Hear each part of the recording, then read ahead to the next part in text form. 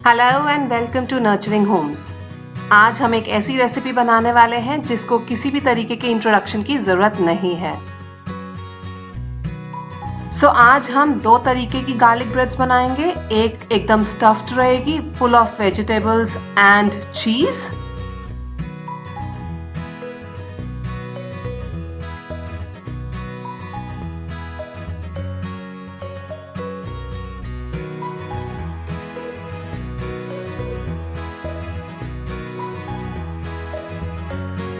and the other one will be a plain cheesy garlic bread और दोनों ही बनाएंगे हम एकदम डोमिनोज के स्टाइल में। So let's get started and check out कि इसे कैसे बनाना है। सबसे पहले एक बड़े से बोल में मैं ले रही हूँ 1/4 कप ल्यूकवार्म वाटर, 1 टेबलस्पून चीनी और 1.5 टीस्पून एक्टिव ड्राई ईस्ट। इसको मैं अच्छे से मिक्स करके 10 मिनट के लिए किनारे छोड़ देती हूँ। शुगर अपना काम करेगी और ईस्ट प्रूफ होके फूल जाएगी इस 10 मिनट में। तो इसको फॉर द टाइम बीइंग ढक देते हैं और किनारे रख देते हैं। 10-15 मिनट के बाद ईस्ट अच्छे से फूल चुकी होती है। अब इसके साथ हम फर्दर काम करेंगे। अगर आपकी ईस्ट नहीं फूलती, दैट मीन्स ईस्ट डेड हो चुकी है और उसके साथ आप काम नहीं करेंगे। तो अब इसमें मैं डालूंगी 2 कप मैदा, 2 tablespoon milk powder. Milk powder tenderiser का काम करता है। It gives a better texture and softness to the garlic bread. आधी चम्मच के करीब नमक, आधी चम्मच के करीब ब्लैक पेपर पाउडर यानी कि काली मिर्च का पाउडर, 1 से 2 टेबलस्पून के करीब ऑरिगेनो जाएगा इसके अंदर, 2 टेबलस्पून बारीक कटा हुआ लहसुन डाल रही हूं मैं इसमें। इन सब चीजों को मैं अच्छे से मिक्स कर दूंगी।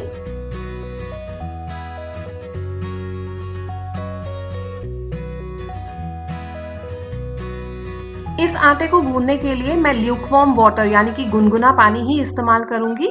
तो यहाँ मैंने जो हमारा रेगुलर टी कप होता है वो 1 कप गुनगुना पानी ले लिया है और धीरे धीरे पानी को इसमें डालते हुए मैं एक सॉफ्ट सा आटा गूंदूंगी। अब क्योंकि ये ईस्ट वाला आटा है तो इसको गूंदने का तरीका थोड़ा सा डिफरेंट होता है। मैं सब चीजों को पहले मिला लूंगी अच्छे तरीके से। जितना पानी जरूरत लगे उतना ही मिलाइए, सारा एक बार में मत मिलाइए।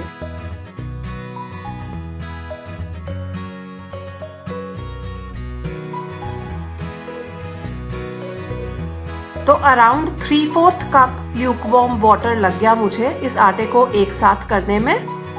ये अच्छे तरीके से एक साथ हो गया है। As you can see, this is very very sticky, but this is exactly how we want this. ये आटा स्टिकी ही होगा इनिशियली। अब अपने वर्क सरफेस पे मैं थोड़ा सा आटा फैला रही हूँ ताकि बहुत ज्यादा ये चिपके नहीं प्लेटफॉर्म के साथ। और ये आटा बोल से निकाल के अब हमें प्लेटफॉर्म पे नीड करना है। कुछ 7 से 8 मिनट हमें इस तरीके से स्ट्रेच एंड फोल्ड मेथड से इसे गूंदना है ताकि इसका ग्लूटेन अच्छे से रिलीज हो और ये एकदम स्मूथ हो जाए। हम उस पॉइंट पे आ जाएंगे जहाँ पे ये आटा बिल्कुल भी चिपचिपाएगा नहीं। जैसे कि मैंने कहा, ये ईस्ट वाला आटा है इसलिए इसे गूंदने का तरीका डिफरेंट होता है। इसलिए जो टेक्निक हम यूज करेंगे वो स्ट्रेच एंड फोल्ड। ये बहुत जरूरी है कि इस तरीके से हम इसे गूंदते हुए सॉफ्ट कर लें। बीच में मैं इसमें डाल रही हूँ 2 टेबलस्पून के करीब ऑलिव ऑयल।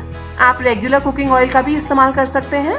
और वापस से स्ट्रेच एंड फोल्ड करते हुए हमें इसे गूंदना है इस तरीके से। अगर आपको लगे कि ये बहुत ज्यादा चिपचिपा रहा है आपके हाथों के साथ, तो आप एक स्क्रैपर की मदद से या एक शार्प नाइफ की मदद से इसको स्क्रैप आउट करते हुए चलिए।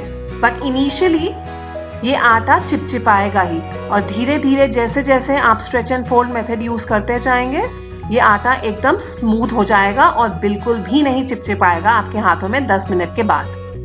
मुझे 10 मिनट हो गए हैं इस आटे को गूंदते हुए। इतना टाइम लग जाएगा इस आटे को एकदम स्मूथ करने में। And now as you can see ये मेरे हाथों में चिपक नहीं रहा है। This is very smooth and soft dough. This is exactly how we want this. अब मैं एक बोल ले रही हूँ और उसे अच्छे से ग्रीस कर दूंगी हर तरफ से। हमें अब इस आटे को इस बोल के अंदर रखना है फर्स्ट प्रूफिंग के लिए, जिसमें लगभग 1 से 2 घंटे लग जाएंगे। ये टाइम वेरी कर सकता है डिपेंडिंग अपॉन किस जगह पे हैं आप, वहाँ का क्लाइमेटिक कंडीशंस कैसा है। अगर गर्मी चल रही है तो जल्दी भी प्रूफ हो सकता है। आइडिया सिर्फ इतना सा है कि ये आटा फूल के डबल हो जाएगा। जब ये आटा फूल के डबल हो जाएगा तो मतलब आपकी फर्स्ट प्रूफिंग इज डन। इस आटे को इस तरीके से अंदर टक इन करते हुए, as you can see on the screen, मैं इस बोल के अंदर रख दूंगी ढक के। अगर बहुत सर्दी है तो आप इसको ओवन के अंदर रख दीजिए और हमें इसे तब तक रखना है जब तक कि ये डबल ना हो जाए वॉल्यूम में।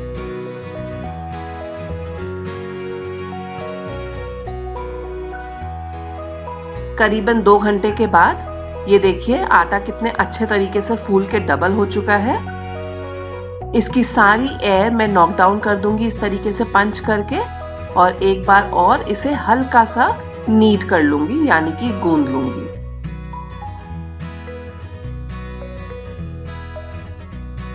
अब हम इसे रखेंगे सेकेंड प्रूफिंग के लिए।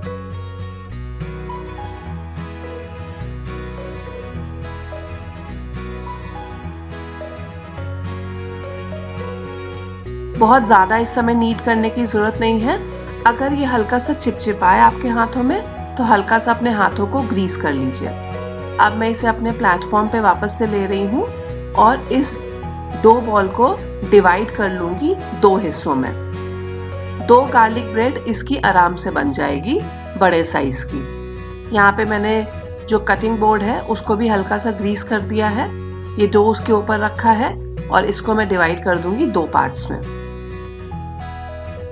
एक हिस्सा उठाऊंगी, वापस से अंदर टक इन करूंगी इस तरीके से और ग्रीस्ड प्लेटफॉर्म पे इसको रख दूंगी इस तरीके से। दूसरे 2 बॉल के साथ भी मैं ऐसे ही करूंगी। इसको अंदर यूं टक इन करते हुए बॉल को स्मूथ कर लूंगी और ग्रीस्ड प्लेटफॉर्म पे इसको रख दूंगी।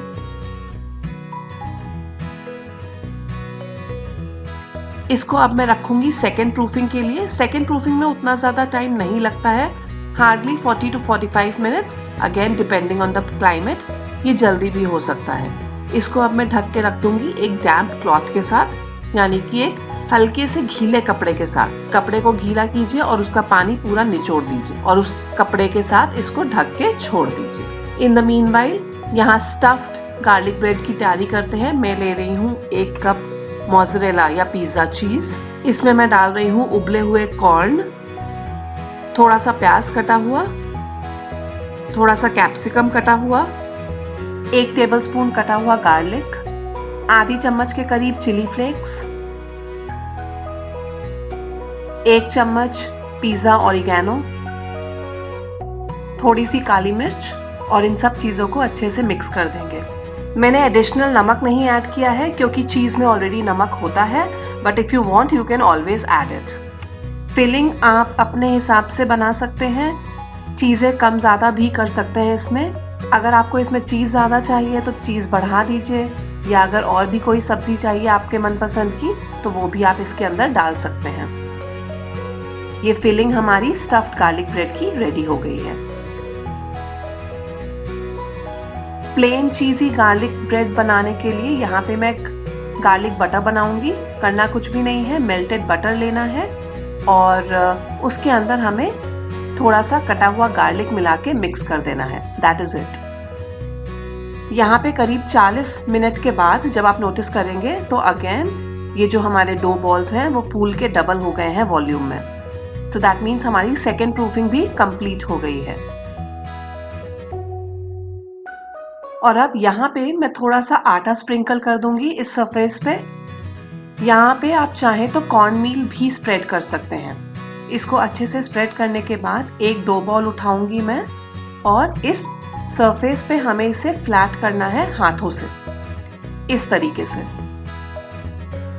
वर्क सरफेस पे नीचे आटा या कॉर्न मील स्प्रेड करना जरूरी है ताकि जब आप ये आटा स्प्रेड करें तो वो नीचे चिपके नहीं। अगर आपके हाथ थोड़े बहुत भी चिपचिपा रहे हैं तो हल्का सूखा आटा अपने हाथों में लगा के तब इसे स्प्रेड कीजिए।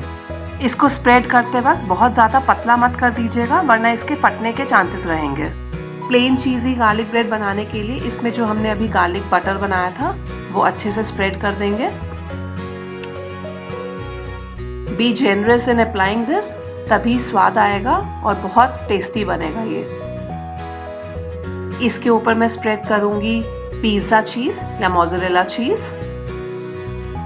क्वांटिटी आप अगेन अपने हिसाब से डालिए, ज़्यादा पसंद हो तो ज़्यादा स्प्रेड कर दीजिए, कम पसंद हो तो थोड़ा कम डाल दीजिए। आप प्लेन भी बना सकते हैं, बिना चीज़ के बनाना है तो सिर्फ गार्लिक बटर स्प्रेड कीजिए और उसे फोल्ड कर दीजिए। इस तरीके से फोल्ड अब हमें करना है। सेमी सर्कल बना दिया है हमने इसका, और जो एंड्स है इसके दबा दीजिए ताकि ये बंद हो जाए। अब इसे हमें रखना है बेकिंग ट्रे के ऊपर, लेकिन उसे रखने से पहले मैं इस बेकिंग ट्रे को अच्छे से ग्रीस कर लूंगी और इसके ऊपर मैं स्प्रेड कर रही हूँ ये ऑरिगेनो। ये बहुत अच्छा फ्लेवर देता है इस तरीके से अगर बेक करेंगे तो।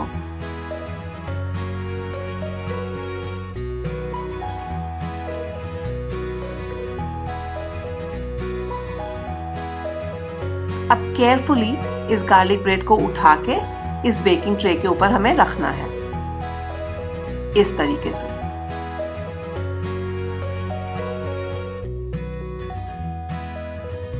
अब स्टफ्ड गार्लिक ब्रेड बनाते हैं। हल्का सा वापस से मैं आटा स्प्रेड कर रही हूं सरफेस पे। दूसरा डो बॉल लिया मैंने और इसको स्प्रेड करना शुरू करूंगी।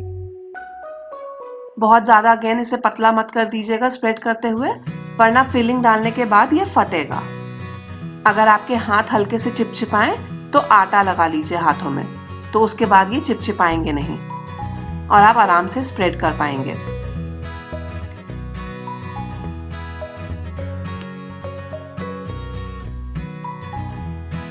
इस पे मैं प्लेन मेल्टेड बटर स्प्रेड कर रही हूँ। आप चाहें तो गार्लिक बटर इस पे भी स्प्रेड कर सकते हैं। मैंने प्लेन बटर ही लगाया है क्योंकि फिलिंग में ऑलरेडी गार्लिक है। और अब इसमें जेनरसली मैं ये फिलिंग ऐड कर दूंगी।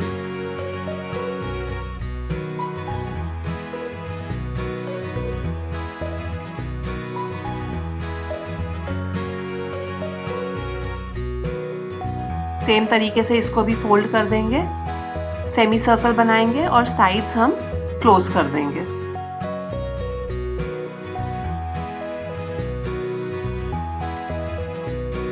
अगर कहीं से हल्का सा लगे कि फट रहा है तो वापस उसे पिंच करके स्मूथ कर लीजिए और सारे एंड्स सील कर दीजिए।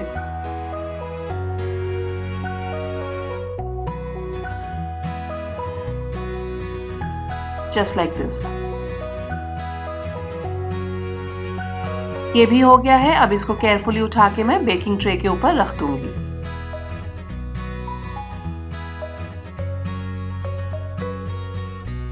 इसको वापस से ऊपर से ब्रश कीजिए बटर के साथ।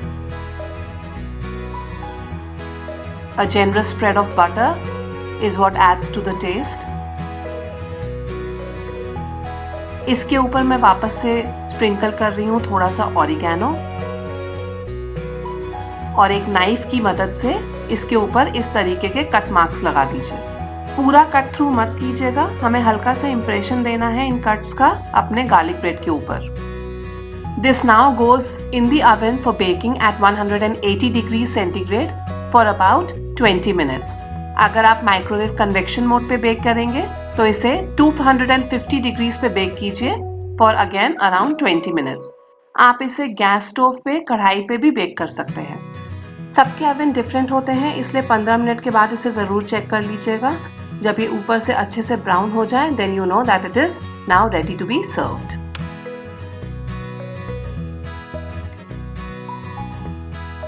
After around 20 minutes, this is how it is.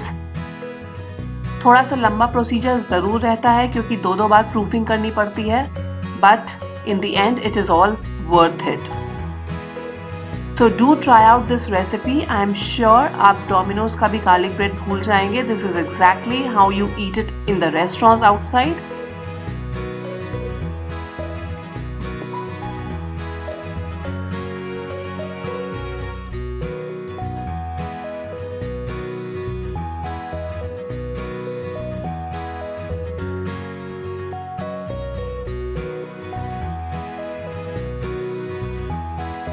And just look at that, इसे कहते हैं perfectly baked garlic bread. This is actually yummylicious, बहुत ही ज्यादा यमी और टेस्टी बनती है।